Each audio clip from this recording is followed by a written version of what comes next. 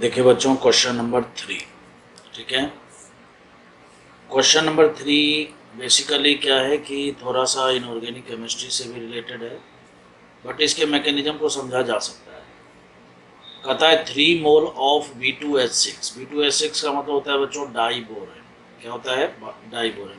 Basically BH3 जो है, ठीक है,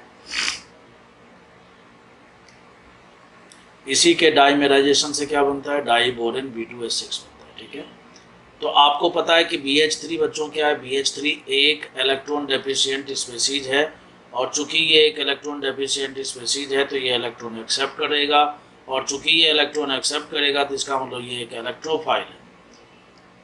और जब हम इसका रिएक्शन कराएंगे मिथेनॉल से, जब हम इसका रिएक्शन कराएंगे मिथेनॉल से, तो आपको पता है ये मिथेनॉल क्या है? तो मिथेनॉल एक न्यूक्लियोफाइल है, तो ये अपना इलेक्ट्रॉन पेयर इस इलेक्ट्रॉन डेफिशिएंट स्पीसीज को देगा, और फाइनली बच्चों यहाँ से बनेगा BH2, और इसका बॉन्डिंग हो जाएगा BOMe से।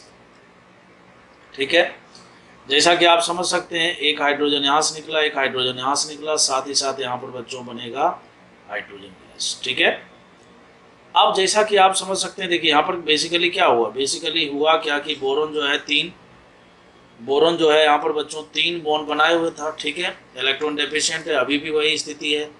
तो इसका जो है मिथेनॉल के साथ अगर दोबारा रिएक्शन करवाया जाए, मिथेनॉल के साथ दोबारा रिएक्शन करवाया जाए तो फिर से वही काम होगा, फिर से एक हाइड्रोजन रिप्लेस हो जाएगा, और यहाँ पर बच्चों OMe, ठीक है, OMe इस तरह से बनेगा, और फिर से वही काम अगर एक बार और कर दिया जाए बच्चों, तो फाइनली ये बनाएगा BOMe का होल थ्राइस, और साथ ही साथ हाइड्रोजन बेस। अब फाइनल बात कर ले।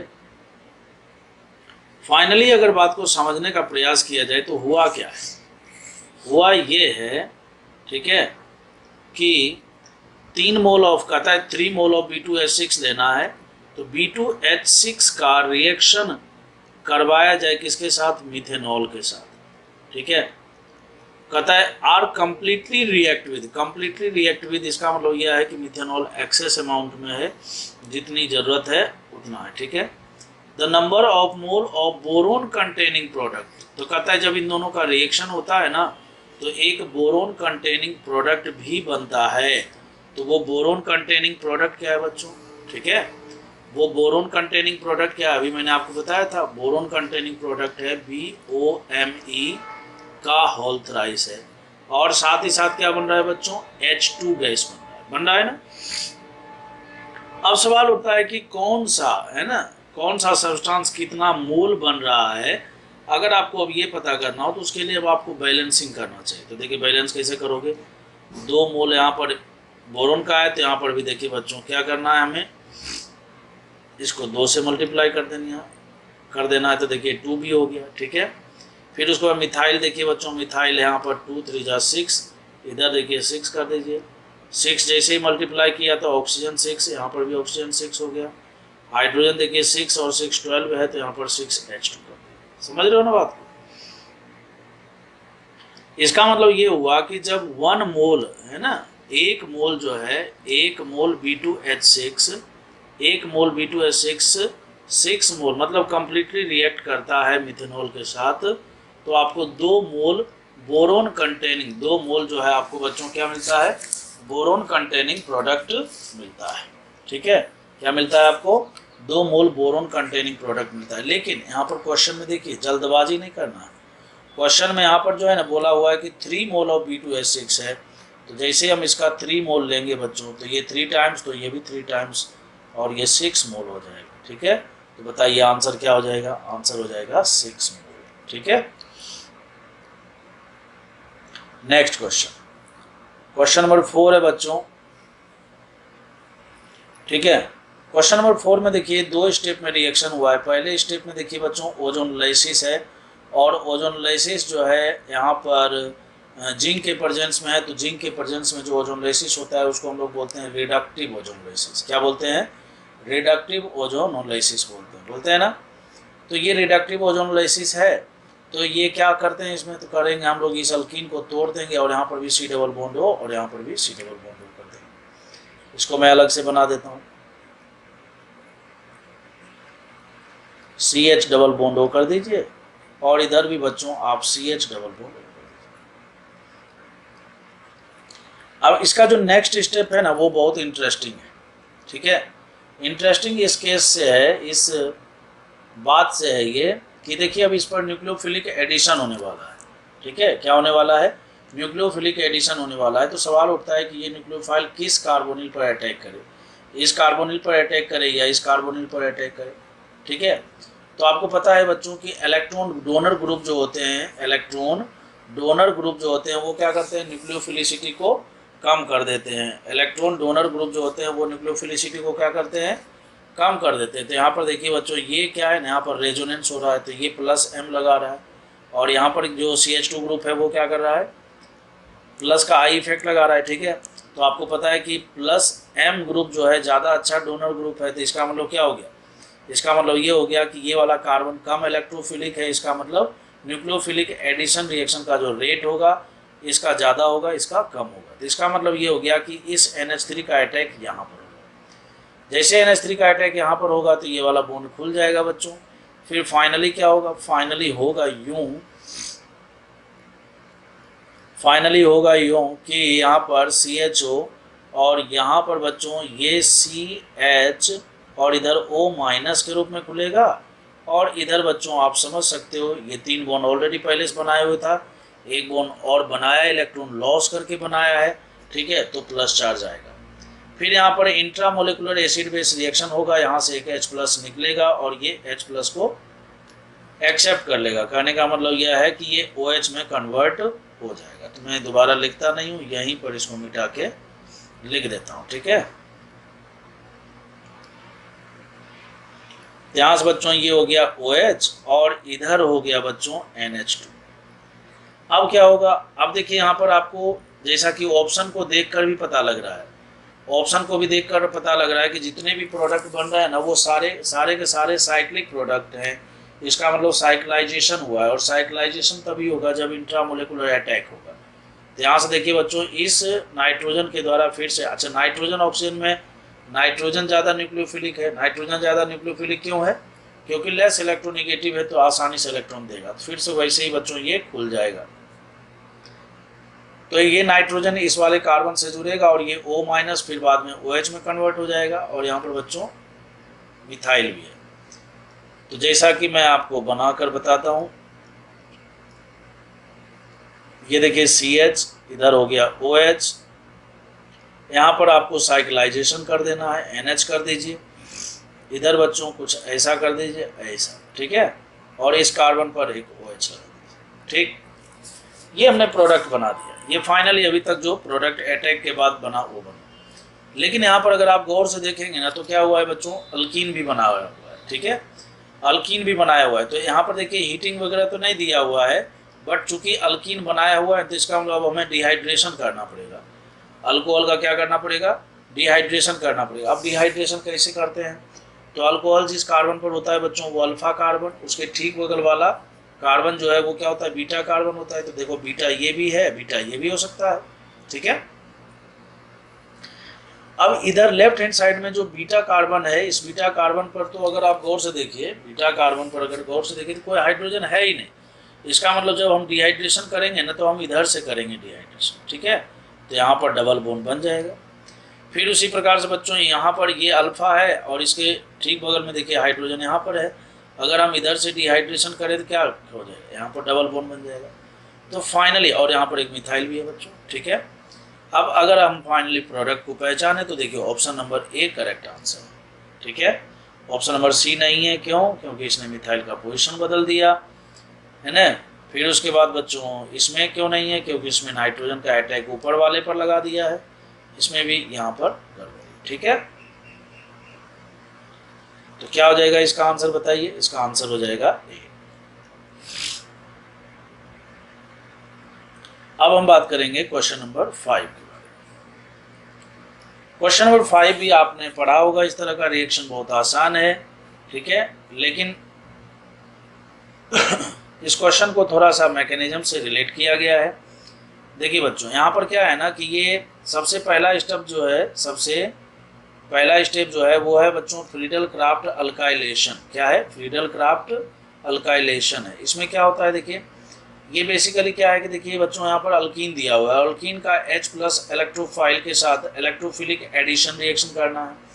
तो आपको पता है CH2 डबल बॉन्ड CH और CH3 है। जैसे ही हम इसका H+ के साथ इलेक्ट्रोफिलिक एडिशन रिएक्शन करेंगे तो मार्कोनी-कॉफ रूल के हिसाब से ये क्या हो जाएगा, ये मोस्ट स्टेबल कार्बोकेटाइन बनाएगा। तो जैसे ही कार्बोकेटाइन बना तो ये हमारा इलेक्ट्रोफाइल बनकर क्या हो गया, ये हमारा इलेक्ट्रोफाइल बनकर तैयार हो गया। और आपको पता है कि इलेक्ट्रोफाइल का बेंजीन रिंग के साथ क्या होता है बच्चों, इलेक्ट्रोफिलिक एरोमेटिक सब्स्टिट्यूशन होता है। कहने का मतलब यह है कि यहाँ से इस हाइड्रोजन को हटाना है और इसको इसके साथ रिप्लेस कर देना है, EAS हो जाएगा। तो यहाँ से देखिए ये क्या हो गया बताइए, इधर CH3 लगा देंगे और इधर भी CH3 लगा देंगे और फाइनली बच्चों यहाँ पर हाइड्रोजन लगा देंगे। ठीक है, यहाँ तक तो आपको समझ में आ गया होगा। ये कोई टफ काम नहीं, इसको हम क्यूमीन बोलते हैं। बेसिकली क्यूमीन का जब हम क्या करते हैं O2 के साथ क्या करते हैं बच्चों, ठीक है, रिएक्शन करवाते हैं कुछ हीट वगैरह देकर। ठीक है, तो वैसी स्थिति में क्या होता है ना, ये O2 जो है ना इसके बीच में इंसर्ट हो जाता है ना, इंसर्शन रिएक्शन होता है। क्या होता है बच्चों, इंसर्शन रिएक्शन हो जाता है और फाइनली जो है, फाइनली आपको प्रोडक्ट के रूप में मिलेगा CH3। इधर भी CH3 कर दीजिए, इधर O और H ऐसा मिलेगा। समझ लो बात। और यही चीज़ आपसे पूछा है। अब आपको पता है कि इसमें एसिडिक मीडियम में इसको हीट जब हम करते हैं, एसिडिक मीडियम में जब हम इसको हीट करते हैं बच्चों, तो यहाँ से आपको फिनॉल प्लस एसीटोन भी मिलता है। वो इसके आगे का स्टेप है, लेकिन इसके आगे हमसे पूछा ही नहीं। एक प्रकार से रिएक्शन का पार्ट पूछ लिया। तो इसीलिए देखिए IIT के एग्जाम में क्या है ना, मैकेनिज्म जो है इम्पोर्टेंट हो जाता है ना, कि क्योंकि क्वेश्चन कहीं से भी पूछा जा सकता है। तो इसका करेक्ट आंसर हो जाएगा बच्चों B।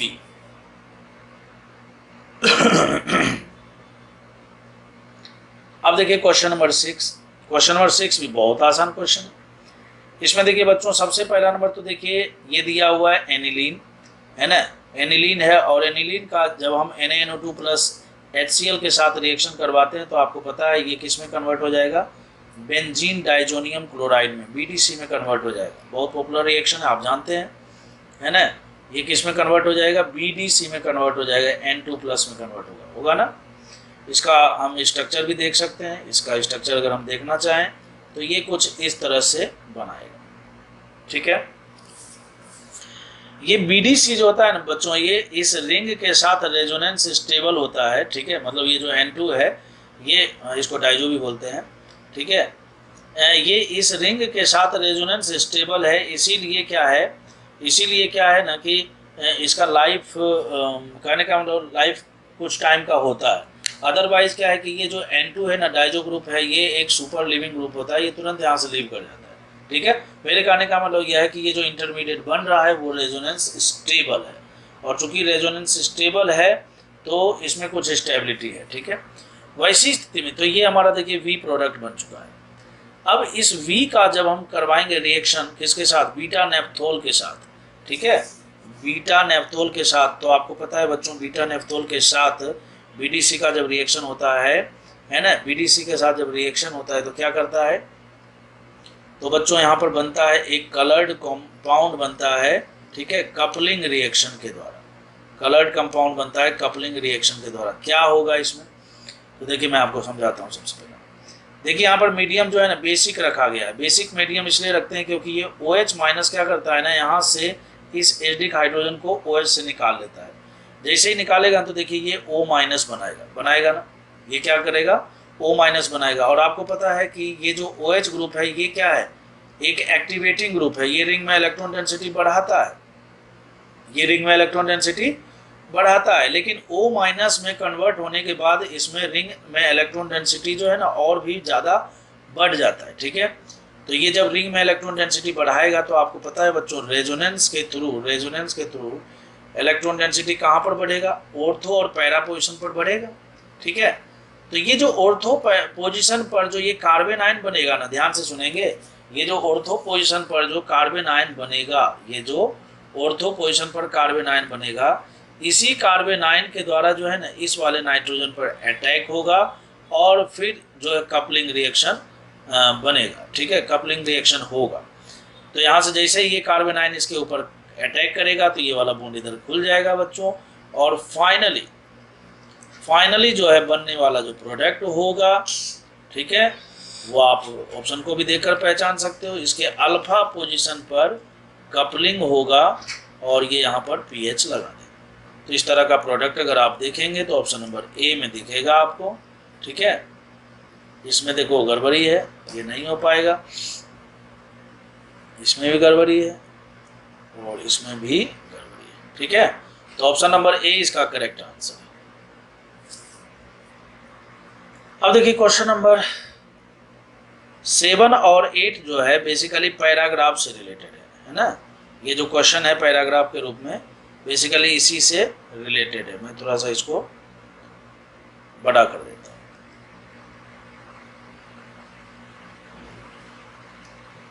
ताकि आपको अच्छे से और दिख जाए।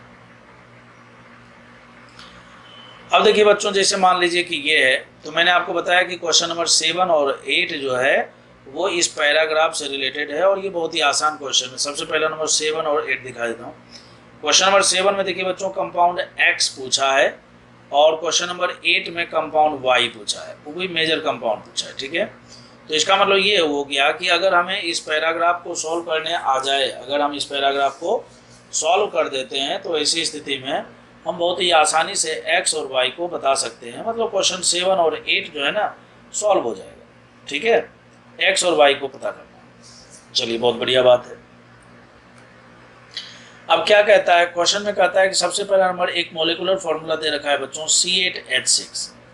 अब ये जो C8H6 है ना मोलिकुलर फॉर्मूला, ठीक है, मोलिकुलर फॉर्मूला से अगर आपको स्ट्रक्चर गेस करना हो, मोलिकुलर फॉर्मूला से अगर आपको क्या करना हो, स्ट्रक्चर गेस करना हो, तो ऐसी स्थिति में हम लोग सबसे पहला काम क्या करते हैं बच्चों, सबसे पहला काम हम लोग निकालते हैं degree of unsaturation. Degree of unsaturation में क्या होता है, कार्बन की संख्या प्लस का 1, ठीक है, माइनस का हाइड्रोजन की संख्या 6/2, ठीक है, हेलोजन नाइट्रोजन ये सब देने रखा है। तो यहाँ से बच्चों अगर आप गौर से देखोगे तो 9 - 3 = 6 हो रहा है, ठीक है। DU6 आ रहा है, DU6 आ रहा है। तो DU6 आने का मतलब क्या होता है, DU6 आने का मतलब बहुत सारी पॉसिबिलिटी होती है, ठीक है, बहुत सारी पॉसिबिलिटी है, ठीक है। लेकिन अगर आप इसके ऑप्शन को अगर गौर से देखें बच्चों, तो जो भी कंपाउंड X है ना, जो भी कंपाउंड X है उस कंपाउंड X में, ठीक है, ध्यान से सुनेंगे, जो भी कंपाउंड X होने वाला है, चारों ऑप्शन को गौर से देखें तो उसमें एक बेंजीन रिंग है, ठीक है। यहाँ देखिए कंपाउंड Y में भी एक बेंजीन रिंग है। इसका मतलब ये हो गया, इसका मतलब ये हो गया कि ये जो C8H6 से रिलेटेड, C8H6 से रिलेटेड जो भी कंपाउंड होगा, C8H6 से रिलेटेड जो भी कंपाउंड होगा, ठीक है, C8H6 से रिलेटेड जो भी कंपाउंड होगा उसमें एक बेंजीन रिंग तो अवश्य है। तो हम क्या करेंगे, तुरंत बेंजीन रिंग बना लेंगे। ऑप्शन को भी देखना चाहिए, ठीक है। बेंजीन रिंग हमने बना लिया। अच्छा, ये बेंजीन रिंग बनाने का मतलब है कि DU कितना हमने यूज में ले लिया।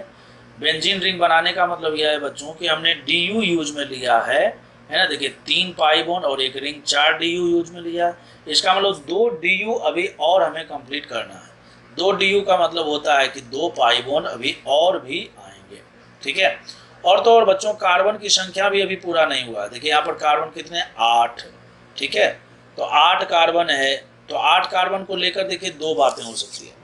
8 कार्बन को लेकर 2 बातें हो सकती है। एक तो मिथाइल हो सकता है, मैंने 2 मिथाइल लगा सकता हूँ, और या फिर इथाइल लगा सकता हूँ। अगर हमने मिथाइल लगाया, अगर हमने मिथाइल, जैसे मान लो हमने यहाँ पर मिथाइल लगा दिया, ठीक है, यहीं पर तो मिथाइल लगा नहीं सकते, यहाँ लगा सकते हैं, है ना। तो ऐसी स्थिति में क्या है ना कि कार्बन की संख्या तो पूरा हो जाएगा लेकिन DU पूरा नहीं हो पाएगा। कार्बन की संख्या तो पूरा हो जाएगा लेकिन DU पूरा नहीं हो पाएगा। इसका मतलब मिथाइल तो नहीं लगा सकते, ठीक है, मिथाइल तो नहीं लगा सकते। तो क्या करना पड़ेगा, तो इस तरह से हमें एक रिंग बनाना है और रिंग के साथ बच्चों यहाँ पर 2 कार्बन का इथाइल बनाना है। लेकिन अगर हमने इथाइल बना दिया तो भी गड़बड़ हो जाएगा। क्यों, क्योंकि DU भी तो पूरा करना है। अभी 4 DU ही हुआ है, तो हमें बच्चों यहाँ पर एक ट्रिपल बॉन्ड देना पड़ेगा। समझ लो बात। तो यही है हमारा C8H6 वाला स्ट्रक्चर, समझ रहे हो बात। अब बात इसके बाद क्वेश्चन बहुत आसान हो चुका है। देखिए PdBSO4 H2 PdBSO4 बेसिकली क्या करता है, तो आपको पता है बच्चों H2 PdBSO4 जो है बेसिकली इसको हम लोग बोलते हैं लिंडलर कैटेलिस्ट। क्या बोलते हैं? Lindlar catalyst. और ये लिंडलर कैटेलिस्ट क्या करता है, तो लिंडलर कैटेलिस्ट जो है ये क्या करता है, पार्शियल हाइड्रोजनेशन करता है। पार्शियल हाइड्रोजनेशन का मतलब क्या हो गया, ये अल्काइन को जो है ना ये अल्कीन में कन्वर्ट करता है। कहने का मतलब यह है कि चाहे टर्मिनल अल्कीन हो, चाहे टर्मिनल अल्काइन हो, चाहे नॉन टर्मिनल अल्काइन हो, दोनों तरह के अल्काइन को ये पार्शियल हाइड्रोजनेट करने का मतलब यह है कि 1 मोल हाइड्रोजन ही इसमें ऐड होता है, ठीक है। और फाइनली बच्चों ये कन्वर्ट हो जाएगा किस में बताइए, ये कन्वर्ट होगा CH डबल बॉन्ड CH2, ठीक है, ये हो गया। अब इसका मोलिकुलर फॉर्मूला C8H8 है। अब आप चाहो ना तो यहाँ से DU निकाल लो और चेक कर लो। देखो DU निकालेंगे तो 8 1 9 और 9 माइनस का 8/2 4 5 आ रहा है, 5 आ रहा है, तो देखो DU मिलाते हैं। इस रिंग में DU कितना है बच्चों, इस रिंग में हमें पता है कि देखो 3 पाई बॉन्ड और ये 4 हो गया, ठीक है, तो यहाँ पर भी 4 हो गया और एक 5 हो गया, तो देखो 5 DU आ रहा है ना, ठीक है, DU आ रहा है। कार्बन की संख्या समान है, DU समान है, तो मोलिकुलर फॉर्मूला समान होता है। इसका मतलब हम जो जैसे हम बढ़ रहे हैं वो बिल्कुल सही है, ठीक है। उसके बाद देखिए बच्चों क्या है, ये हाइड्रोबोरेशन ऑक्सीडेशन है। आपको पता है बच्चों हाइड्रोबोरेशन ऑक्सीडेशन में क्या होता है, हाइड्रोबोरेशन ऑक्सीडेशन में एंटी मार्कोनी कॉफ रूल लगता है, ठीक है। और पहले स्टेप में तो क्या होगा बच्चों, पहले स्टेप में तो इस तरह से देखिए अल्काइल बोरेन बनता है। क्या बनता है? अल्काइल बोरेन बनता है। और फिर इसका जब बेसिक मीडियम में हाइड्रोजन पेरोक्साइड के साथ रिएक्शन करवाते हैं, तो ऐसी स्थिति में क्या होता है, ये BH2 जो है रिप्लेस हो जाता है किससे, OH से रिप्लेस हो जाता है। समझ रहे हो ना बात को। और इस प्रकार से हमें टर्मिनल अल्कोहल मिलता है। बोला भी जाता है कि अगर आपको टर्मिनल अल्कोहल बनाना हो, ठीक है, तो हाइड्रोबोरेशन ऑक्सीडेशन मेथड जो है बहुत ही ज़बरदस्त मेथड होता है, ठीक है। तो कुल मिलाकर हमें जो है फाइनली X के बारे में पता चल चुका है। X जो हमारा फाइनल प्रोडक्ट मिला है, X जो हमारा फाइनल प्रोडक्ट मिला है वो है CH2 और OH। तो सबसे पहले X को सल्टा देते हैं। देखो यहाँ पर बच्चों CH2 OH, देखो ऑप्शन नंबर C इसका करेक्ट आंसर। समझ रहे हो ना बात को। तो 7 का आंसर क्या हो गया, C। ठीक, तो मैं थोड़ा सा इसको फिर से मिटा देता हूँ क्योंकि हमें फिर से यहीं से आगे बढ़ना है।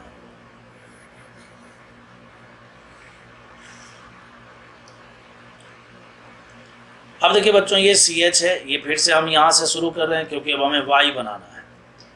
अब देखिए यहाँ पर जो ये दूसरा जो रिएजेंट है वो है बच्चों, इसको बोलते हैं OMDM। आपने पढ़ा होगा ऑक्सीमर्क्यूरेशन डीमर्क्यूरेशन।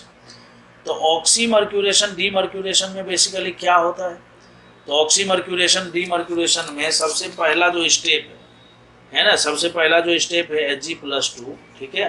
तो ये क्या करता है, इसके साथ नॉन क्लासिकल क्या करता है, नॉन क्लासिकल कार्बोकेटायन बनाते हैं। इसको मैं PH लिख देता हूँ, ठीक है, ताकि बड़ा स्ट्रक्चर नहीं बनाना पड़ेगा। तो C डबल बॉन्ड CH और यहाँ पर बच्चों ये नॉन क्लासिकल कार्बोकेटायन इस तरह से बनता है, ठीक है। अब उसके बाद हम इसका क्या करते हैं, इसके बाद जो है सेकेंड स्टेप में न्यूक्लियोफिलिक अटैक होगा, फिर डीमर्क्यूरेशन होगा BH4 के। अच्छा ये ऑक्सीमर्क्यूरेशन नहीं है बच्चों, ये कुचरोव रिएक्शन है, ठीक है। बेसिकली दोनों एक ही जैसा होता है, ठीक है, कुचरोव रिएक्शन और दोनों में सेम प्रोडक्ट ही मिलते हैं, ठीक है। यहाँ पर देखिए NaBH4 वगैरह नहीं दिया हुआ है, तो ये बेसिकली कुचरोव रिएक्शन क्या है, कुचरोव रिएक्शन है, ठीक है। तो सेम प्रोडक्ट मिलेगा। तो कहने का मतलब PH CH OH है यहाँ पर, और उसके बाद बच्चों यहाँ पर डबल बॉन्ड CH2, ठीक है। अब आप अगर इसका टोटोमेरिज्म कर दें, टोटोमेरिज्म करोगे तो PH C double bond O और CH3। ये जो भी प्रोडक्ट मिला ना, ये हुआ C8H8O। ये जो मिला है हमें, ये मिला है बच्चों C8H8O मिला है, ठीक है। अब ये जो C8H8O मिला है ना, C8H8O जो मिला है, इसका हम क्या करेंगे, इथाइल मैग्नीशियम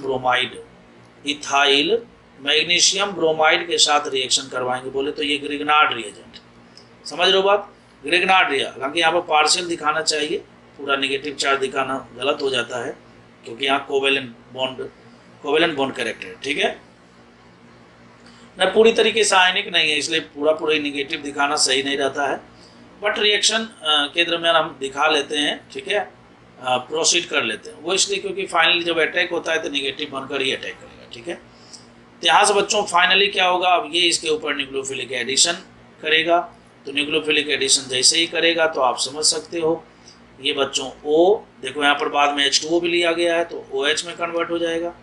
फिर उसके बाद बच्चों इथाइल है, तो इथाइल है तो आप समझ सकते हो ये CH2CH3 है, और इसी कार्बन पर एक CH3 भी है, ठीक है। ये इसका पहला हो गया। दूसरा में देखिए, दूसरा पार्ट बहुत इंटरेस्टिंग है। दूसरे पार्ट में क्या हुआ है कि अब जो है ना, इस अल्कोहल में मीडियम एसिडिक रखा हुआ है और हीटिंग किया हुआ है। अब आपको पता है कि अल्कोहल को जब भी हम एसिडिक मीडियम में रखते हैं, अल्कोहल को जब भी हम एसिडिक मीडियम में रखते हैं, ठीक है, तो वैसी स्थिति में क्या होता है बच्चों, और हीटिंग करते हैं तो क्या होता है, डिहाइड्रेशन होता है, और डिहाइड्रेशन करके जो है ना अल्कीन बनता है, और अल्कीन बनने के बाद जो मेजर प्रोडक्ट होता है वो सेडजेप अल्कीन जो है इसमें मेजर प्रोडक्ट होता है, ठीक है। तो अब इसके बाद देखो बहुत आसान है इसमें, ठीक है, जिस कार्बन पर है OH वो अल्फा कार्बन है, उसके बाद देखो बीटा इधर भी हो सकता है बच्चों, बीटा इधर भी हो सकता है, ठीक है। अगर हम इधर वाला करेंगे तो ये बनेगा टर्मिनल लेस क्राउडेड बनेगा, हॉफमैन अल्कीन बन जाएगा, मतलब एक अल्कीन इधर से बनेगा और एक अल्कीन इधर से बनेगा, ठीक है। लेकिन इसमें जो है ना मेजर प्रोडक्ट हमें देखना है, तो मेजर प्रोडक्ट जो है बच्चों वो कौन सा होता है, सेडजेप अल्कीन होता है, most stable alkyne, crowded alkyne होता है, ठीक है। तो बेसिकली हमें हाइड्रोजन यहाँ से हटाना है और यहाँ पर डबल बॉन्ड बनाना है। देखिए बनाते हैं, प्रोडक्ट क्या बनेगा बताइए, C डबल बॉन्ड, फिर CH और फिर CH3 और इधर बच्चों CH3 बनेगा, ठीक है। चलिए तो अब पहचानते हैं हम लोग प्रोडक्ट। पहला नहीं होगा क्योंकि देखिए यहाँ पर होना चाहिए था, लेकिन ये गड़बड़ कर रखा है। दूसरा देखो, दूसरा भी नहीं होगा, क्यों, क्योंकि इस कार्बन पर जो मिथाइल ग्रुप था उसको इसने गायब कर रखा है। यहाँ पर बच्चों देखो हॉफमैन अल्कीन बनाया, ये भी गड़बड़ है। ये वाला देखो सही है, ठीक है। तो ऑप्शन नंबर डी इसका करेक्ट आंसर है। जितने भी क्वेश्चन कराए हैं बच्चों उसको आपको प्रैक्टिस करना है, लिख कर सॉल्व करना है, और अच्छे रिजल्ट के लिए सबसे पहले आप खुद से सॉल्व किया करो बिना सॉल्यूशन देखे, और उसके बाद जो है ना आप सॉल्यूशन देखा करो, तो आपको और भी फायदा होगा, ठीक है।